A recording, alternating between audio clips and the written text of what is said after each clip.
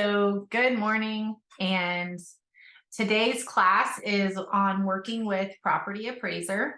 We are going to mostly be working in and actually only work inside the Marion County Property Appraiser site because that is the largest area that we service at this time. If you need help outside because you tapped into another market and you're working like Citrus County or Alachua or Polk and you need help, then we can visit that individually. What I'm going to do is go ahead and share my screen so that we can all see the same things. Excuse me.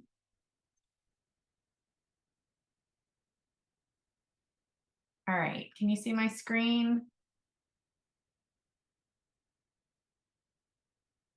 Okay, perfect. And I'm going to close all my stuff out actually. So I go into Chrome and first I'd like to tell you that anytime you use something over and over and over again in real estate, we do use a lot of the same sites over and over again. I recommend that you bookmark the sites. It's just simpler. So I have the Marion County Property Appraiser search saved right here at the top. What you do is when you get to the site that you want to bookmark and it's where you want to be, you come over and you hit the star and it will give you an option to name it to something that's familiar and make sure you've selected the bookmark bar and then hit done and it will save it like you just seen. All right, so from this point, you will always have to accept the above statement every time you do a search. There's not really any way around that. And when you click on it, it'll bring you to the property record search. And you can search many different ways. The most convenient way to me is always by address. But you do have to make sure that you select the one. If you have the parcel ID, type that in. I have not ever really done any searches by like subdivision or anything like that, but only because there are plenty of other resources we have through Stellar to help us do those type of searches a little bit more efficiently and simple. So I use the top three options. For today, we are going to work off of an address that is familiar to me. And you just type in the address. I will tell you that if you try to go all the way through it with the address, all the way to the zip code, it's going to be super sensitive and it's not going to search it the right way. So I always just start with like the basic.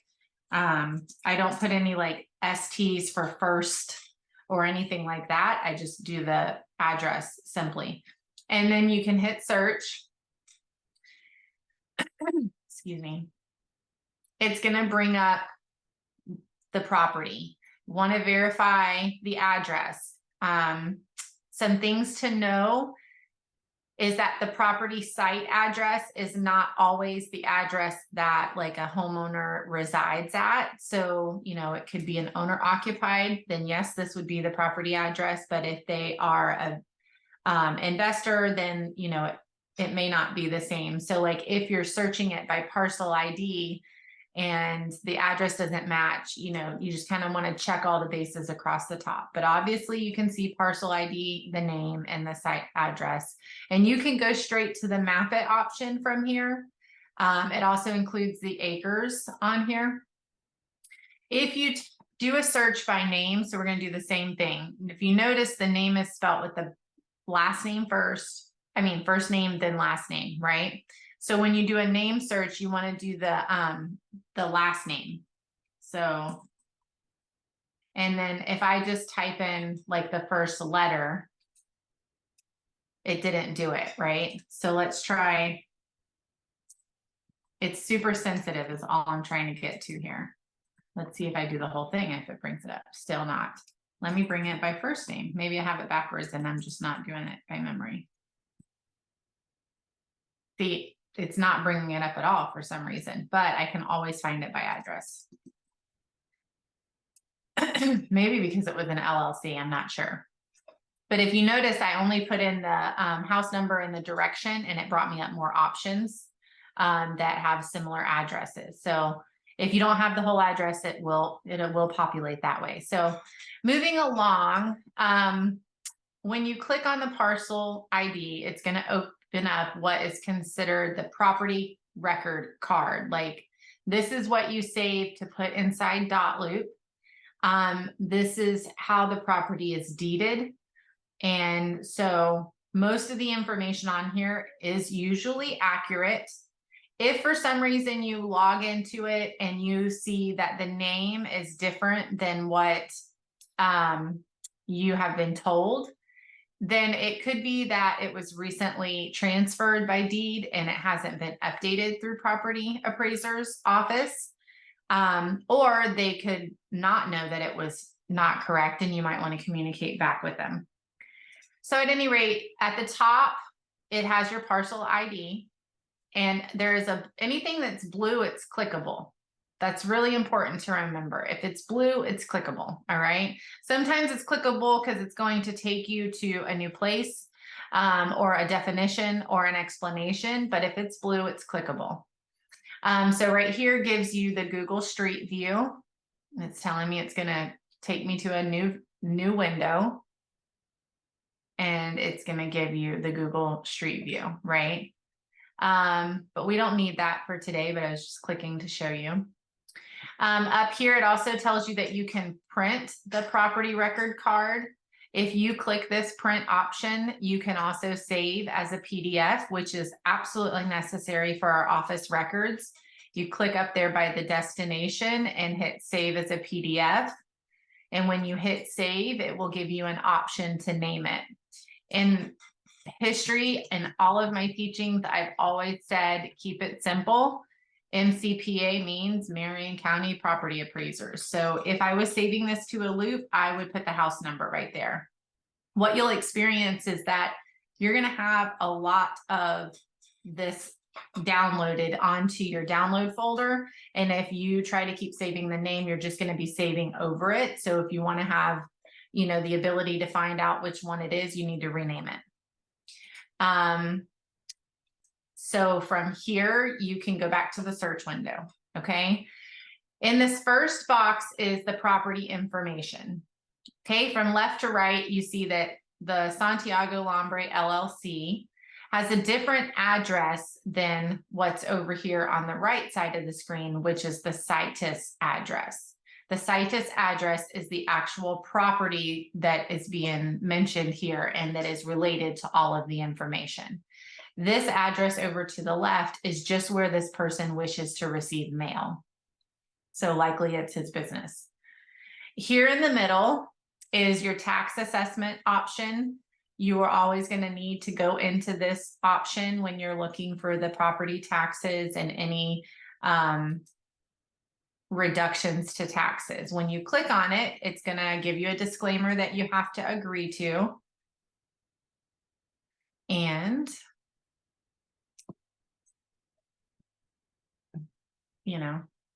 it's going to spin for a little bit because that's what it does when I do classes.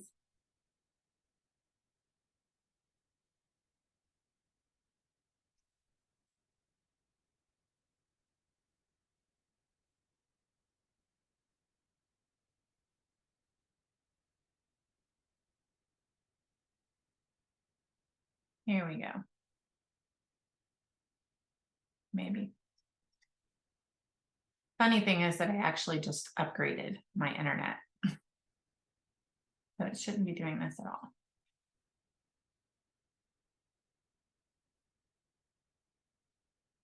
Okay, we're going to come back to that. It's in a new window and it's still spinning. So once it quits spinning and it pulls it up, I'll go back over to it for you guys to see.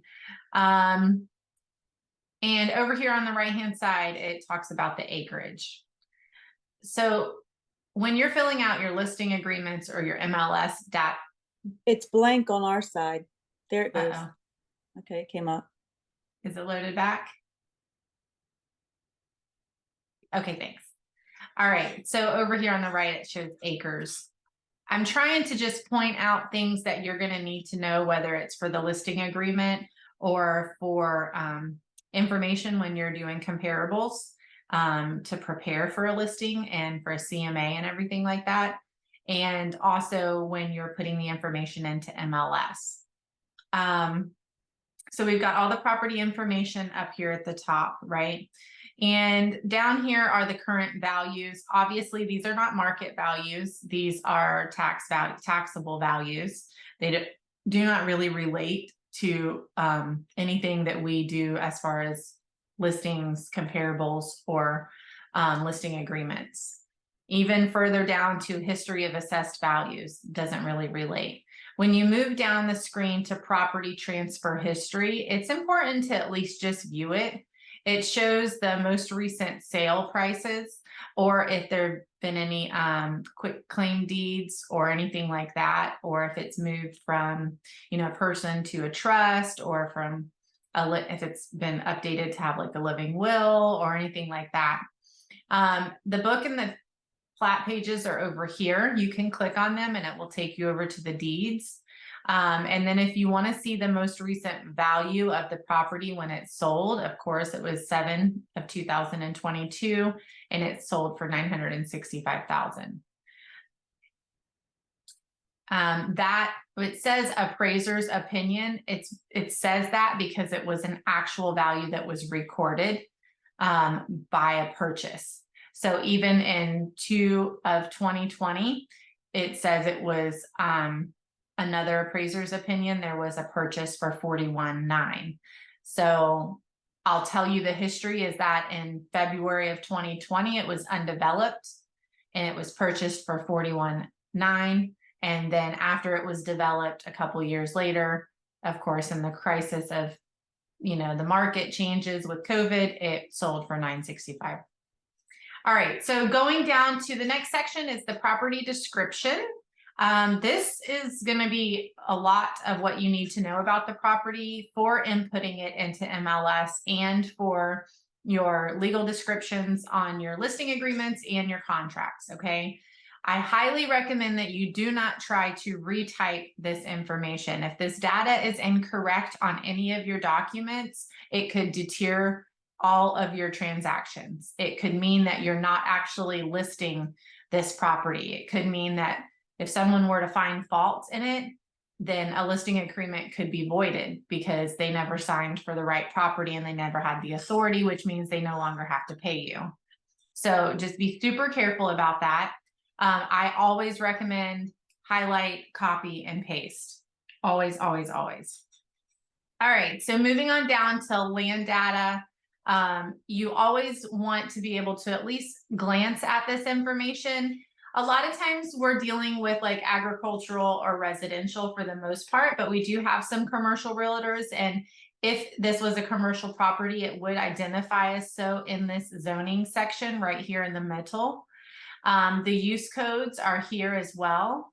And then typically, and for some reason it's not showing right here, the road frontage and the depth. So the front of the parcel would be visible and the footage right here, and then the depth of the property. So I'll show you how to find that out when it's not populated here, but usually it's here, and you do need that road frontage or property frontage information for MLS. So this is where you would find it if you're looking for it.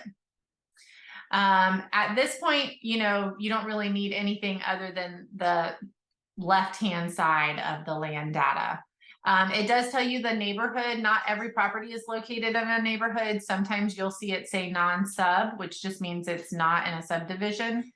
In this particular place, it's located in a subdivision, so it was listed here. Going further down, you can see the traverse. The building information is listed here in this data. I have no idea what that data means. I'm not going to try and tell you that I do. But this little sketch is huge for being able to understand the property even before seeing it in person. Okay, so if you're looking at this little sketch, you can see it says, if you're following my cursor, it says FOP 04 and then RES 01 and FOP 02 and FGR, right? So when you look into building characteristics under building sketch, it tells you the different abbreviations.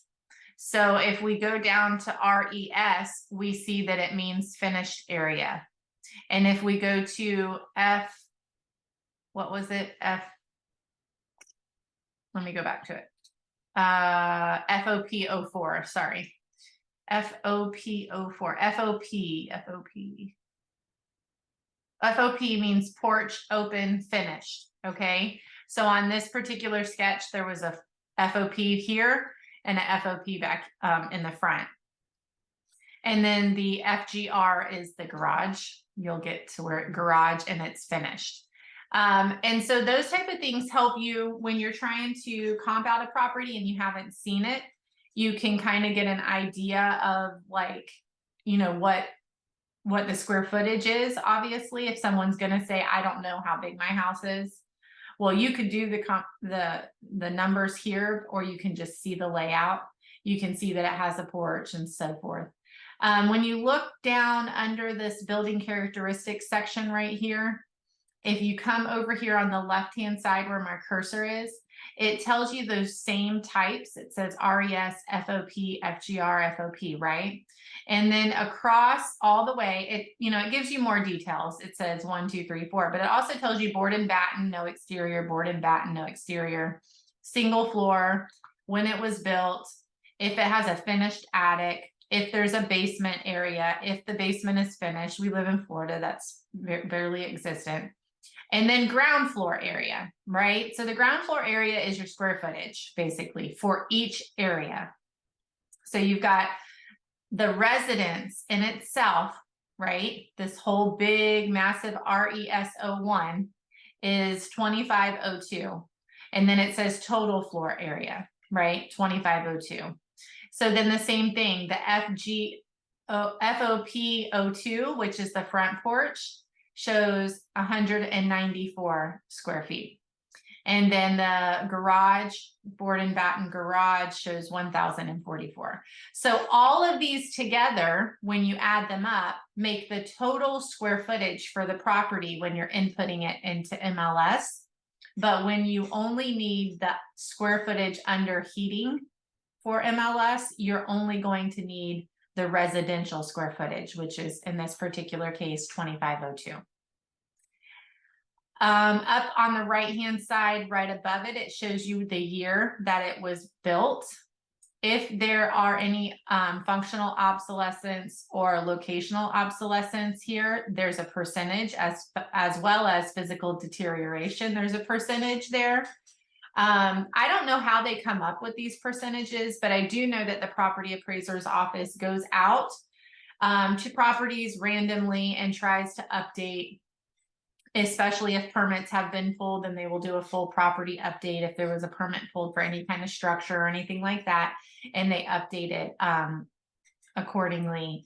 I don't know how they come up with the percentage or anything like that, but it's something to notice, at least for me, because if there's a percentage here, then I kind of want to know what about the house isn't really functioning the right way, or what about the land and the location that it's sitting on in the lot. Maybe it's a flag lot, or maybe the house has a couple of rooms that are pass-through rooms that don't actually have, like, people might be using them as bedrooms, but they're not, because there's not a window or whatever. So it makes you think to ask questions, or it makes you think to be observant when you're at the property site for the future, if that makes any sense. Do we have any questions so far about what we've reviewed?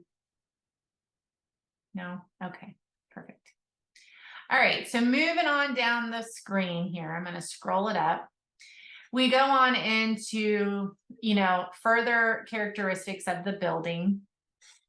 I feel like all of this is super self-explanatory, but I only feel that way now because I know what it means. And when I was having to learn to do this for Vicky way back when, I swear I couldn't make heads or tails of it. So maybe I was just dumb, but either way, I'm going to go over it as I know it, and hopefully, it's helpful. So the roof style, it talks about it being a hip roof. We know those are good for insurance. Talks about having shingles, right? So we need that information if we've never seen the house and we're comping it. We know that it's got a block parameter as far, and a concrete foundation. It's not up on stilts. It's not, a mobile, anything like that. The floor finish, it tells us, has a vinyl tile. I mean, these are details that we can use in comping a property that we haven't seen in person. We can get a general idea, right? The wall finish, drywall, it's got electric, it has, fuel, it doesn't have heat or fuel. This particular property does have a fireplace, but it was electric fireplace. I only know that because I know the property, but I'm just saying, you may get surprises when you see it in person. Also, sometimes this section right here about bedrooms and bathrooms is incorrect.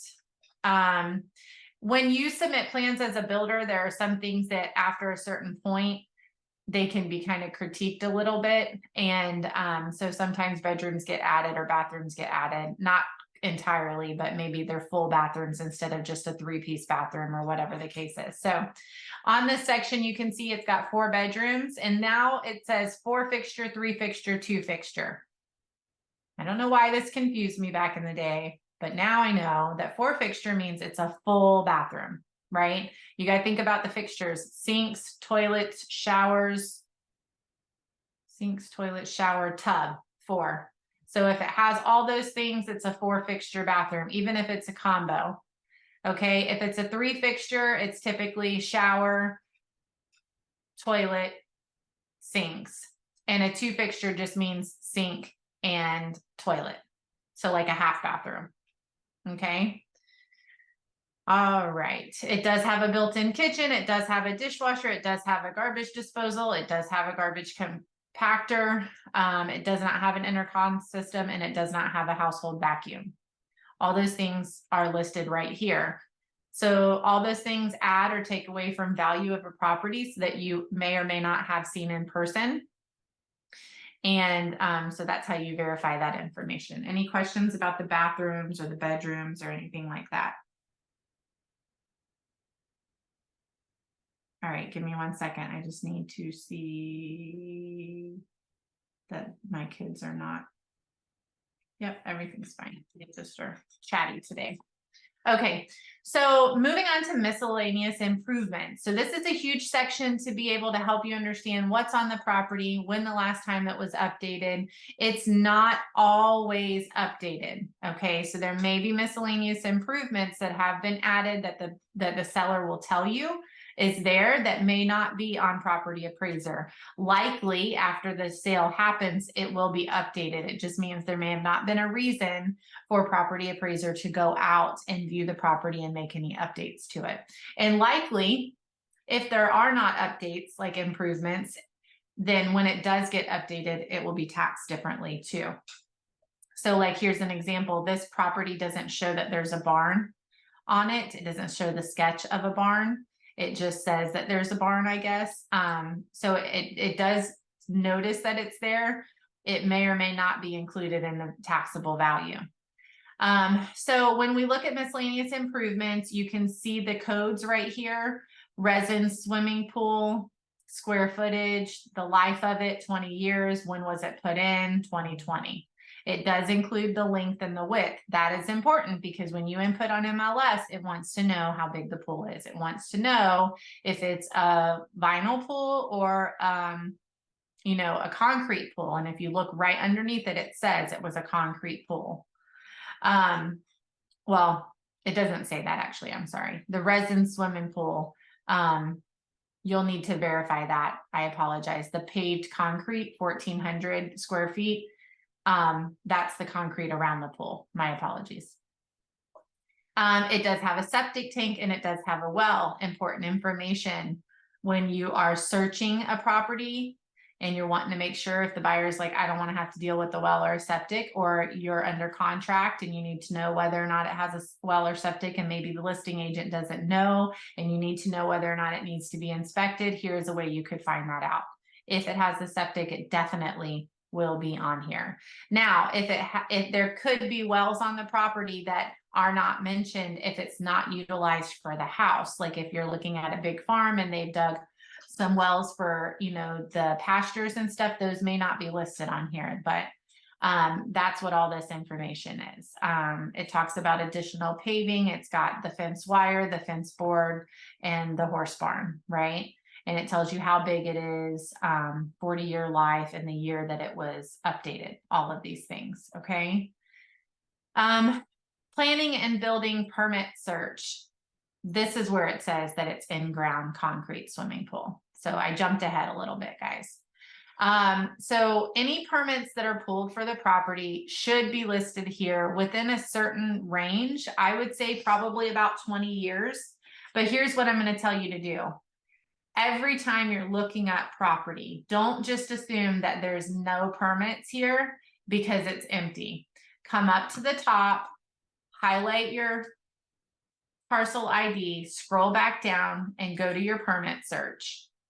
Search by parcel and paste it and hit continue and verify that the ones that what kind of permits are out there. Okay, so these are the exact ones that were listed on the property card, but in the event that the pool had been updated and it wasn't showing on the property card, a permit search would show you that it's been updated.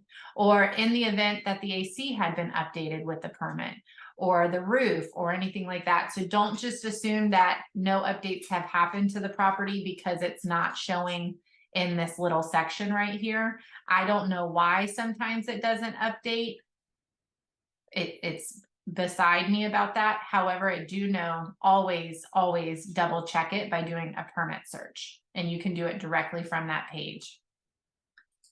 All right, so this is all I have for the explanation of the property card itself. Before I go into any mapping details, do we have any questions about this information and how you can use it, where I can help you find something, anything like that? All right, so I'm going to move over to the beta map. The beta map is useful if you're trying to get an aerial, if you're trying to see about the property. You can always use Google Earth as well, but if you click on beta map,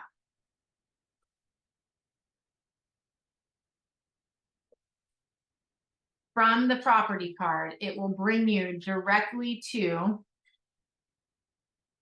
the property, okay? And it highlights it for you. If you were going to the property appraiser's site first and you go straight to the beta map option, it's not going to allocate. You're going to have to search from there with the parcel. Okay, so if you already are in the card, the property card for the property that you're looking at, you just click the beta map option. It was blue before I clicked it, so it means it's clickable. And then you click it and it brings you right to the property. It shows you some of the baseline information that was already on the property card, and you can minimize it. Okay, bring it back and forth. You can use your tools over here to the left to zoom in or out. Okay. And if you happen to get here and you need to go back and maybe you've closed out the window for the property card, if you look in this little box, it tells you the parcel ID, it tells you the PRC, which is the property record card, and you click here and it brings it right back up to you. Okay. So we're gonna close that window out and come back to it. And I'm gonna show you that everything is clickable in here, right? So you can move it around. If you click and hold, you can move it around. And you can click on the property next to it, and it's gonna bring up some basic information here about the person next door. And you can click here to view their property card.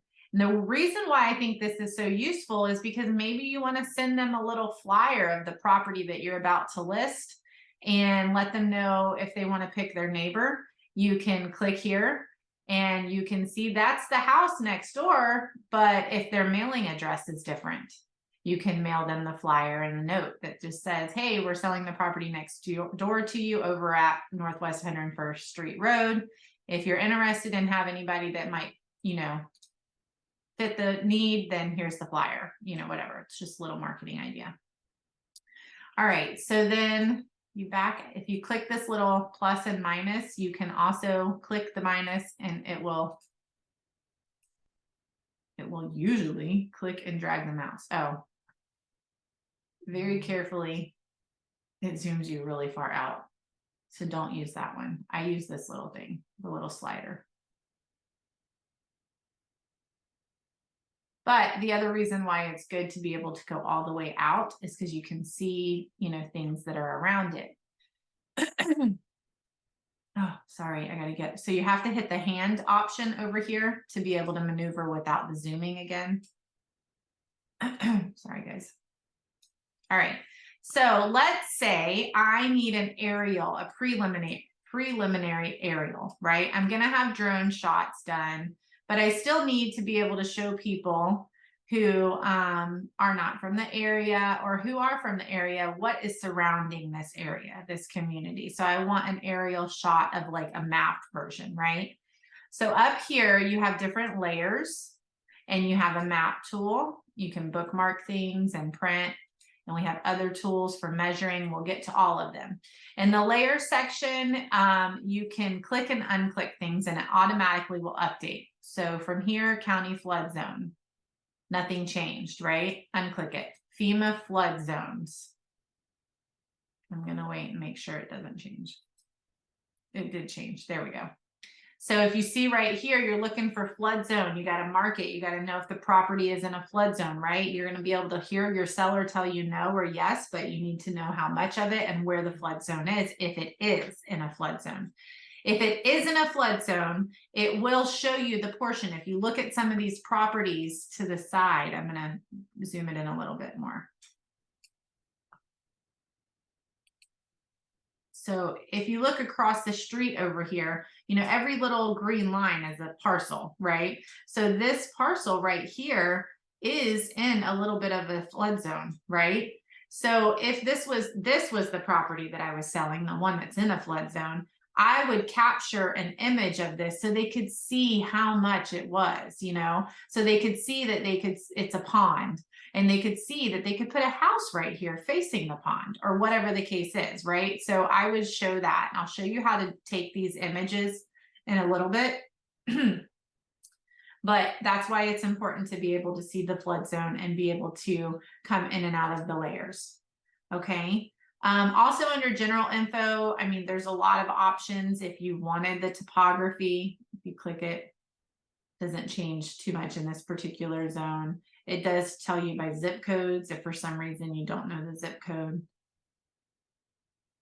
I don't know if it's not updating because of my internet or what. So I'm going to wait a minute. Oh, there we go. As soon as I clicked off of it, it updated. So it tells you the zip code. You can also have parcel ID showing. Acres. Here's the parcel ID.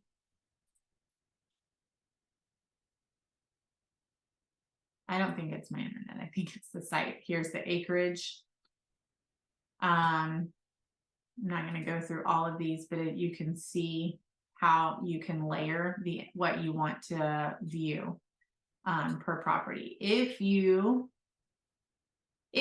are looking for comparables and it's a unique property and maybe MLS is not showing you a lot, right? You always want to double check, even if they are showing you a lot, you always want to double check and see about improved sales or sales in general for the year that you're in on Property Appraiser, because not everybody uses a realtor. And those sales can affect your comparables. And sometimes in many cases are one way or the other. They're either going to greatly affect it positively or it could negatively affect it. And I can guarantee you that the appraisers are using Property Appraiser for this. So if you price a property and you have not used Property Appraiser to verify your comps and to make sure that the ones that you're using are the nearest and most like the property, then you could be way off on your pricing and it could be detrimental to your transaction. So always come in here You see improved sales means that the property is improved. It's been built on. It is not vacant. Even improved would mean that it has a well and septic and someone, you know, just has fencing on it. That is improved. Even though it's truly vacant, it's still improved upon. Okay. So if you click that, it's going to start populating eventually the recent sales.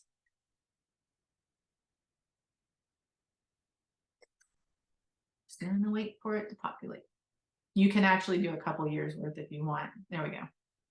So here it'll show you the most recent sales or the sales for the year on here. And if you wanted to scroll out and you needed to see if any of those sales were similar acres as the property you're on, you can come back up and click on acreage. And you can see, oh, this property had 4 acres. This property had 2.8. And then if you wanted to write down the parcel ID so that you can search them up individually, or if you just wanted to click on it right there and print the PRC card, it'll open a new window and you can print it or save it for yourself to use for records. Trying to think how else you could do all this. I'm just trying to give you ways that I would use it. All right, so, you know, there we go. We're looking at the sales. It tells you the value and the sale date. I've included the parcel and the acreage, but we don't always need that. All right, so you can do that as far back. I don't know why they would leave this on here as far back as it is, since there's obviously other uses for it for people to need the 2018 sales, or maybe to show the growth in the area if you're constantly looking at the different years and how much it's developing. But at any rate, that's how you use that information. Another thing that I love about Property Appraiser is I can verify the school zone, and it is the most accurate. So I know that we have Remind and I know we have IMAP, and all of those sites are supposed to pull from the county records, but data gets misconstrued sometimes. So if you want to be accurate, always search the school zones from here. And that's how you put them into your MLS. And I know that that is not a required step on MLS to make sure that you put the school zones in there. But if you were selling a home, I highly recommend that you put the school zones in there. It matters, and most of us know why. All right, so if you see here, it tells you that it's a North Marion Middle, a North Marion High, and a Fezenden Elementary School. Okay, so you can unclick school zones. If you wanted to see the zoning for the county, it verifies that it's A3 and that the whole neighborhood is, and that it's surrounded by A1. So that's useful information. When you need to be all knowing about a property, this is the best way to get to it. I mean, you're going to learn so much from your clients, but I promise this is the best way to be all knowing about a property.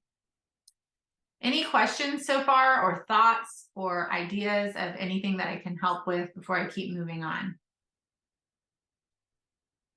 All right, so I'm gonna show you guys the aerials. They are not the most accurate. Obviously, a lot could happen from 2021 till now. If you're doing vacant land, this is a great resource to have, especially if, okay, so perfect example is that I have 3 acres that is business zoned on Lake Weir Avenue in Ocala right now. I chose to not hire for drone footage because the drone couldn't go up high enough to show the map version of the city that I wanted to show. There's nothing but trees on it. There was no way the drone could get underneath the trees. And so it would have been wasted money. So we just took regular photos and video. And I utilized this option right here for my aerial images. Okay. So if you click on the aerial options, and I'm going to try and minimize this now, and go back up here you know, you can see that this is a very rural area, but for the particular property I was referencing, it's downtown right by 441. So I wanted to be able to showcase all the things that were around it because it's a business zoning and I want the business people to see that it's right there in the thick of it, right? In this particular case, it's great to be able to show people that it is very rural, that there's big horse farms around nearby. So if you want to save an image, you zoom it to where you want it and minimize this layers option and come on over to your map and go to the printing option. And right here, it gives you an option to save the print as a PDF or as images. And you can click JPEG. I always leave it to preserve the scale. You can change it if you want it portrait or landscape, which is left to right. I never go off the 8.5 by 11. I guess if I was going to print it for something, you could save it larger and then it would help make it enlarged at better quality. But anyways, this is how you do it. And then you just select what you want and hit print. It's just going to actually save. It's not going to actually print. A lot of people don't know that this option is here because it says print, so they don't realize that it'll save differently. But it is a great resource. And it opens it up for you. If you see right here where it says map title, back on this, if I wanted to put a title here, I could have put the address there. I could put Danielle Griffin Realtor and my phone number here. If you want, you can kind of brand it a little bit. But if you don't want to, then you don't have to. That's what that's for. And then you can just, from here, you can hit Control click and save image as, and then name it, you know, Arial, whatever you want to name it. Any questions about that? No? All right, so I think the only thing left that I wanted to share was how to use the tool to measure. Over here are the tools. There's a measurement option. And each one of these offers you a different thing to do, right? So for me, the biggest one is this one, the squiggly line one, and it measures in feet. There are other options if you want it. And then there's an eraser, okay? So if I needed to measure, I'm gonna zoom it in a little bit more, the frontage of this property, I would have clicked all of this, and then I'm going to click the property, stop. And I'm going to, why is it not letting me do it? Why is it not letting me do it? Okay, let's go to this one. Here we go, click to start drawing. So you click and then you click, continue to draw. And I'm just, you see how it's moving? But as the property curves, I'm having to click it again. I didn't say that, I apologize. It's like you guys are just supposed to know what I'm doing on this side. So you see it's curving. So I'm clicking it. I can move it that way, that would disrupt things. And then I'm double clicking it to complete. And it says it's 402 across the front. Okay. And then if I want to do it again to get the depth, I'm going to click.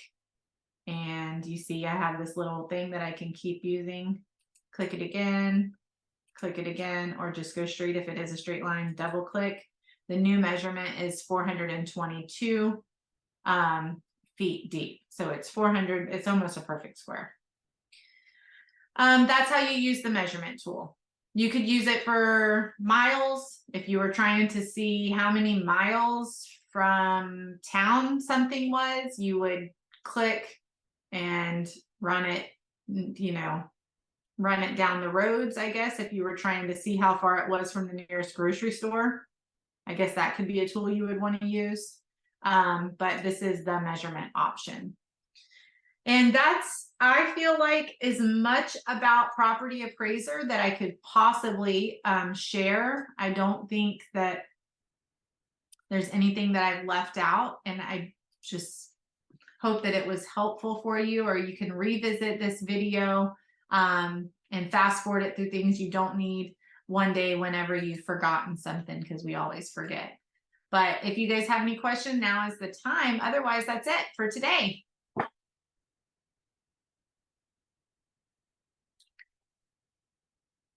All right, guys. Well, thank you for joining me. You guys have a wonderful Wednesday, and we'll see you guys next week.